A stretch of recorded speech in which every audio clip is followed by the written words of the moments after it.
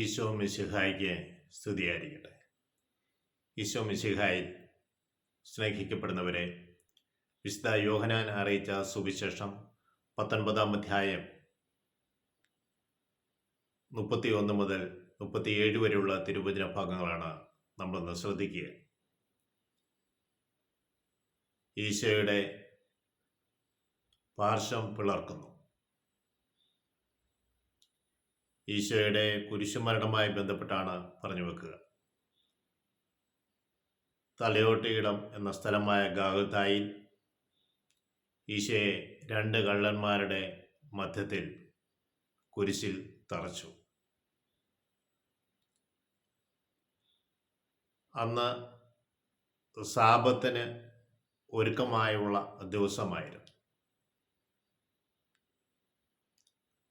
ഒരുക്കമായ ദിവസമായതുകൊണ്ട് അന്ന് സാബത്തിൽ കുരിശിൽ കടക്കുക എന്നുള്ളത് നിഷിദ്ധമായിരുന്നതുകൊണ്ട് അവർ പീലാത്തോസിനോട് പറഞ്ഞ് അവരുടെ ശരീരങ്ങൾ കുരിശിൽ നിന്ന് മാറ്റുവാൻ തയ്യാറായി പടയാളികൾ വരികയാണ്.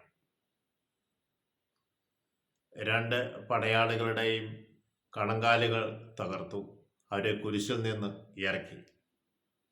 എന്നാൽ ഈശോയുടെ അടുത്ത് വന്ന് കണങ്കാൽ തകർക്കാൻ നോക്കിയപ്പോൾ ഈശോ മരിച്ചു കഴിഞ്ഞിരുന്നു എന്ന് കണ്ടതിനാൽ ഈശോയുടെ കണങ്കാലുകൾ തകർത്തില്ല. എന്നാൽ പടയാളികൾ ഒരുവൻ തന്നെ കുന്തം കൊണ്ട് ഈശോയുടെ പാർശ്വത്തിൽ കുത്തി. അപ്പോൾ രക്തവും വെള്ളവും പുറപ്പെട്ടു. സ്നേഹമുള്ളവരെ, തിരുവെഴുത്ത് പൂർത്തിയാവുകയാണ്. കാരണം അവൻ്റെ അസ്ഥികൾ ഒന്നുപോലും എന്നുള്ള തിരുവെഴുത്ത്. ഈശോയുടെ കണങ്കാൽ തകർക്കുവാൻ വേണ്ടി വന്നപ്പോൾ ഈശോ മരിച്ചു കഴിഞ്ഞിരുന്നതിനാൽ ഈശോയുടെ കണങ്കാൽ തകർക്കേണ്ടി വന്നില്ല. എന്നാൽ അവർക്ക് ഉറപ്പുവരുത്തുവാൻ വേണ്ടി ഈശോയുടെ പാർശ്വത്തിൽ കുന്തം കൊണ്ട് കുത്തി രക്തവും ജലവും പുറപ്പെട്ടു. ഇത് സഭാപിതാക്കന്മാർ പറയുന്നത് 2 കൂദാശകളുടെ ഉത്ഭവം എന്നാണ്. ജലം മാമോദീസയെ സൂചിപ്പിക്കുന്നു, രക്തം വിശുദ്ധ കുർബാനയെ സൂചിപ്പിക്കുന്നു. സ്നേഹമുള്ളവരെ, നമ്മൾ ഈശോയുടെ ഹൃദയത്തിലേക്ക് ഒരു വ്യക്തി കുത്തിയപ്പോൾ ഈശോയിൽ നിന്ന് പ്രതികാരത്തിൻ്റെ വാക്കുകളല്ല, ചിന്തകളല്ല പുറത്തേക്ക് വന്നത്. സൗഖ്യത്തിൻ്റെതായ അത്ഭുതമാണ് നമ്മളിവിടെ കാണുന്നത്. ആ പടയാളിയുടെ കണ്ണിന്, കാഴ്ച മങ്ങിയിരുന്ന അന്ധനായിരുന്ന വ്യക്തിയുടെ കണ്ണിന് രക്തവും ജലവും പൊട്ടി പുറപ്പെട്ട് അവൻ്റെ കണ്ണുകളിൽ തെറിച്ചപ്പോൾ ആ കണ്ണിന് കാഴ്ച തിരിച്ചു കിട്ടി. ഈശോയുടെ പാർശ്വത്തിൽ കുത്തിയപ്പോൾ അത് കണ്ടുകൊണ്ട് നിന്നിരുന്ന ഒരു സാക്ഷിയുണ്ട്. യേശുവിനെ കുരിശിൻ്റെ അരികെ ഉണ്ടായിരുന്ന പരിശുദ്ധ അമ്മയും യോഹന്നാൻ പറയുകയാണ്, സാക്ഷിയായ യോഹന്നാൻ പറയുകയാണ്, ഈ സാക്ഷ്യം സത്യമാണ്. ഇത് കണ്ട ആൾ തന്നെയാണ് ഇത് സാക്ഷ്യം പറയുന്നത്. ഇത് നിങ്ങളെ നിങ്ങൾക്ക് വിശ്വാസമുണ്ടാകുവാനും ഞാൻ പറയുന്നത് സത്യമാണെന്നും അവിടുന്ന് മനസ്സിലാക്കുന്നു. മറ്റൊരു തിരുവെഴുത്തിൽ പറയുന്നത് പ്രകാരമാണ്, അവനെ അവർ നോക്കി നിൽക്കും.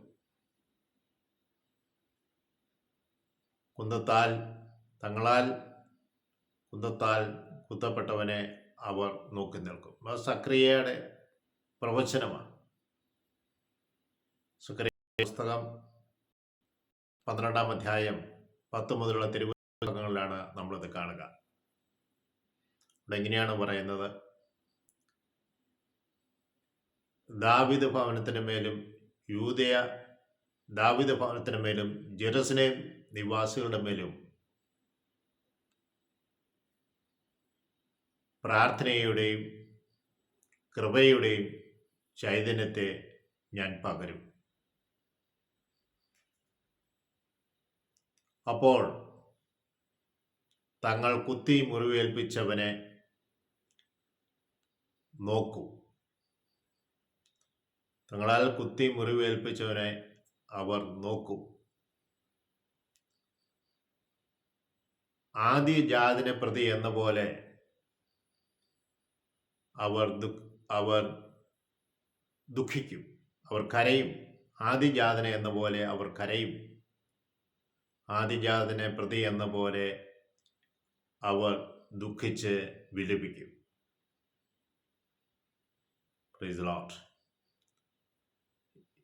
ഈശോയുടെ ജനനത്തിന് മുമ്പ് തന്നെ സക്കറിയ പ്രവാചകൻ എഴുതിയ കാര്യങ്ങളാണ് നമ്മൾ കേട്ടത്. സ്നേഹമുള്ളവരെ, ഇവിടെ പറഞ്ഞു വെക്കുന്നത് തന്നെ മുറിവേൽപ്പിച്ചവർക്ക് ദൈവം എത്രമാത്രമാണ് അനുഗ്രഹങ്ങൾ ചെയ്തത്. ദാവീദ് ഭവനത്തിന് മേലും ജെറുസലേം നിവാസികളുടെ മേലും പ്രാർത്ഥനയുടെയും കൃപയുടെയും ചൈതന്യത്തെ പകരും. കൃപ ലഭിക്കുമ്പോഴാണ് കണ്ണുകൾ തുറക്കപ്പെടുക. തങ്ങൾ ചെയ്തത് തെറ്റായിപ്പോയി എന്നൊരു തിരിച്ചറിവുണ്ടാകുന്നത്. അതാണ് തങ്ങളുടെ ആദ്യജാതനെ പ്രതി എന്ന പോലെ അവർ കരയും. ആദ്യ ജാതനെ പ്രതി എന്ന പോലെ അവർ ദുഃഖിച്ച് വിലപിക്കും. സ്നേഹമുള്ളവരെ, ഈശോയുടെ കുരിശുമരണം ലോകത്തിന് മുഴുവൻ രക്ഷ നേടിക്കൊടുത്തു. അത് വിശ്വസിക്കുന്നവർക്കാണ് അത് രക്ഷ ലഭിക്കുക. നമ്മളെ പ്രതിയാണ് അവന് കുരിശിൽ മരിച്ചത്. അതാണ് അവൻ്റെ മരണം നമ്മളെ വേദനിപ്പിക്കുന്നത്. ഞാൻ ചെയ്ത പാപത്തിന് ഫലമായിട്ട് നല്ലവനായ ഒരുവൻ മരിക്കേണ്ടി വന്നല്ലോ എന്നുള്ള ദുഃഖം. അതിലേറെ സന്തോഷിക്കേണ്ടത് ഇന്ന് ഞാൻ ജീവിച്ചിരിക്കുന്നത് ഈശോ മിശിഹ മനുഷ്യാവതാരം ചെയ്ത് എനിക്ക് വേണ്ടി കുരിശിൽ മരിച്ചതുകൊണ്ടാണ് ഇന്ന് ഞാൻ ജീവിച്ചിരിക്കുന്നത്.